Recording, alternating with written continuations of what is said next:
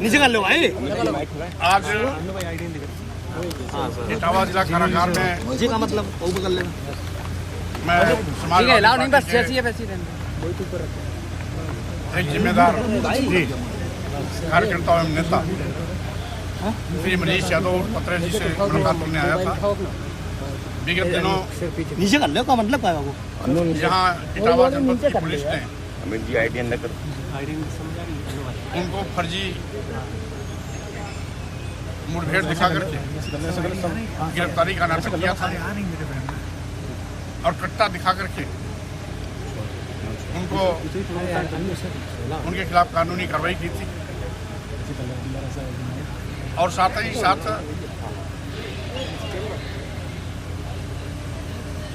जिस तरीके से स्थानीय पुलिस ने सरकार के दबाव में ये घिनौना कृत्य किया है, वो अपने आप में जो पुलिस का कृत्य है झूठा साबित होता है। क्योंकि अगर मोबाइल के माध्यम से लोकेशन निकाला जाए तो जहां गिरफ्तारी दिखाई गई है, गिरफ्तारी स्थान भी झूठी है। और साथ ही साथ आज पूरे उत्तर प्रदेश में राजनीतिक दुर्भावनाओं से प्रेरित होकर के भाजपा की सरकार ऐसे हजारों कार्यकर्ताओं को फर्जी मुकदमे में फंसा करके उन्हें जेल भेज रही है। हम समझते हैं भारतीय जनता पार्टी जो ये परंपरा डाल रही है, शायद उसको इस बात का भ्रम है कि वो सत्ता से कभी हटेंगे नहीं। राजनीति में गलत परंपरा कभी कभी राजनीतिक परंपरा स्थापित करने वाले के लिए भी उस त्रासदी के दौर से गुजरना पड़ता है। और जिस तरीके से आज हजारों नौजवानों की जिंदगी फर्जी मुकदमा लगा कर सरकार बर्बाद कर रही है, स्वाभाविक रूप से ये बहुत ही निंदनीय कृत्य है। मैं घोर भर्त्सना करता हूं। और साथ ही साथ लोकतांत्रिक व्यवस्था को जिस तरीके से भाजपा सरकार खत्म करने पर तुली है, ये उसकी गंदी सोच को जाहिर करती है। कांग्रेस ने ट्वीट किया है कि सतीश शर्मा जो बीजेपी के मंत्री हैं शिवलिंग पर हाथ धुल रहे हैं। किस तरह से देखते हैं आप? पार्टी किस तरह से देख रही है? देखिए, भारतीय जनता पार्टी का धर्म में कोई आस्था नहीं है। वो धर्म की मार्केटिंग करते हैं और राम की भी मार्केटिंग करते हैं। राम कोई नए नहीं है। भारतीय जनता पार्टी कल सत्ता में आई। हजारों साल से राम के प्रति लोगों का अगाध प्रेम है, लगाव है, लोगों की भावनाएं जुड़ी हुई है।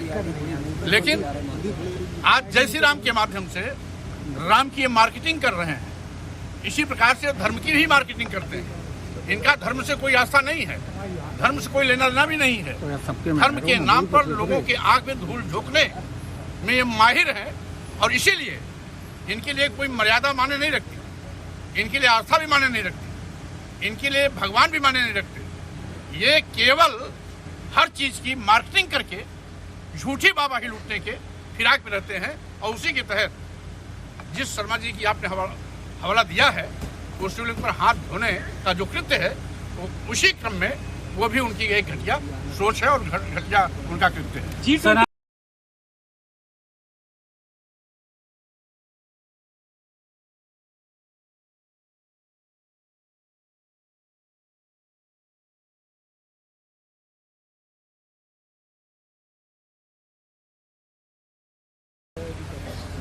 आज 2 करोड़ नौजवानों को सरकारी नौकरी देने का वादा करने वाली भाजपा सरकार कई करोड़ नौजवानों को बेरोजगार बना दिया। रोजगार तो मिला नहीं। अलबत्ते जिन सरकारी संस्थानों विभागों में नौजवानों को सरकारी नौकरियां मिलने की उम्मीदें हुआ करती थी, आजादी के बाद भाजपा एक ऐसी पहली सरकार है जो उन सरकारी विभागों को औने पौने दामों में अपने चहेते उद्योगपतियों के हवाले बेच रही है। ये भाजपा सरकार देश के सभी बंदरगाह बेच दिए, सभी एयरपोर्ट बेच दिया, एयर इंडिया बेच दिया, सभी रेलवे स्टेशन बेच दिए, कई दर्जन ट्रेनें भी अपने चहेते उद्योगपतियों को दे दिया। यहाँ तक कि LIC जैसी बड़ी संस्था जिसमें लाखों लाख लोग एम्प्लॉई हैं, जो लाभ में चल रही थी, उसको भी दे दिया।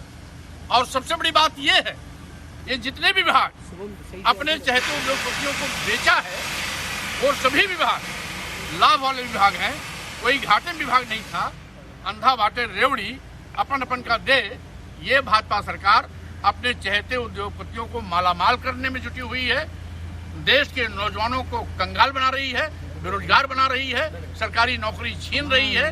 तो जो G20 है वो भी एक तरह से देश की जनता की आंख में धूल झोंकना, नौजवानों के साथ छलावा दिखावा से ज्यादा कुछ नहीं है।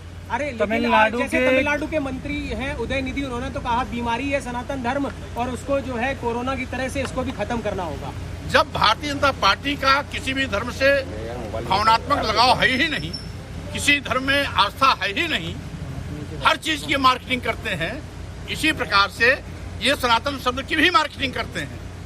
तो इस आशय में अगर केरल के मंत्री जी ने कुछ कहा है तो भारतीय जनता पार्टी को दर्द क्यों हो रहा है? ये मार्केटिंग करें, ये मनमाना करें, ये देश की जनता की आंख में धूल झोंकें, धर्म के नाम पर आस्था से खिलवाड़ करें, वो अच्छी बात है। तो स्वाभाविक रूप से इनकी नौटंकी का खुलासा होना चाहिए। शिवपाल सिंह अपने कुछ साथियों के साथ भाजपा ज्वाइन कर लेंगे घोषित चुनाव के बाद। अब शिवपाल यादव जी राजनीति के बहुत माहिर और बहुत अच्छे खिलाड़ी भी हैं, राजनीतिक भी हैं, नेता भी हैं, लंबा राजनीतिक अनुभव भी रखते हैं। किसी के हवा में बयान देने से न तो शिवपाल यादव जी के सेहत पर कोई असर पड़ने वाला है, न समाजवादी पार्टी को कोई चिंता होने वाली है। पूरे उत्तर प्रदेश और देश के समाजवादी पार्टी कार्यकर्ताओं को शिवपाल यादव जी पर भरोसा भी है और ऐसे दमदार नेता के प्रति सबका अपना व्यक्तिगत लगाव भी है।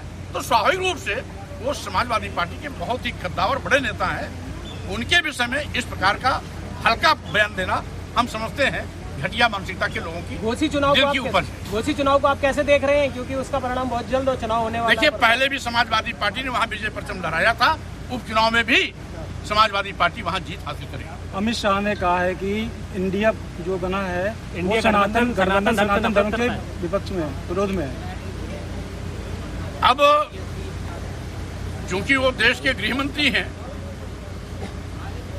इसलिए कोई आवश्यक नहीं कि जो कुछ भी बोले वही सही है। और अगर उन्होंने एनडीए गठबंधन बनाया तो किससे पूछी बनाया था? विपक्षी पार्टियों ने अगर इंडिया गठबंधन बनाया है तो क्या माननीय गृह मंत्री भारत सरकार की उस पर मुहर लगवानी जरूरी है क्या? क्या भाजपा से पूछ के हम अपना गठबंधन बनाएंगे क्या?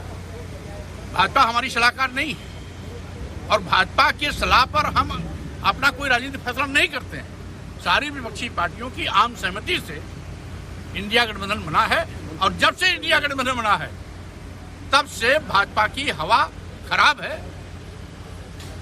आज हताशा निराशा के दौर से गुजर रहे हैं और यही कारण है कि हताशा निराशा की शिकार भाजपा इस प्रकार की अनाप शनाप बयानबाजी कर रही है और तरह तरह के तंज इंडिया तथा विपक्षी पार्टियों पर लगा रहे हैं। वो जितना तंज कसेंगे, जितना इंडिया के खिलाफ बोलेंगे, इंडिया गुणात्मक ढंग से और मजबूती के साथ भाजपा का सुपड़ा साफ करने के लिए आगे बढ़ेगी। क्या लग रहा है 2024 में इंडिया कहां पर खड़ा दिख रहा है? यहाँ भारतीय जनता पार्टी का सुपड़ा साफ होना तय है, क्योंकि भाजपा के पाप का घड़ा भर गया है। आज पूरे देश में जहां नौजवान बेरोजगारी की त्रासदी झेल रहा है, वहीं महंगाई से देश की जनता की कमर टूट चुकी है। आज किसानों को लाभकारी मूल्य दिलाने का वादा करने वाली भाजपा सरकार किसानों को लाभकारी मूल्य तो नहीं दिला पाई।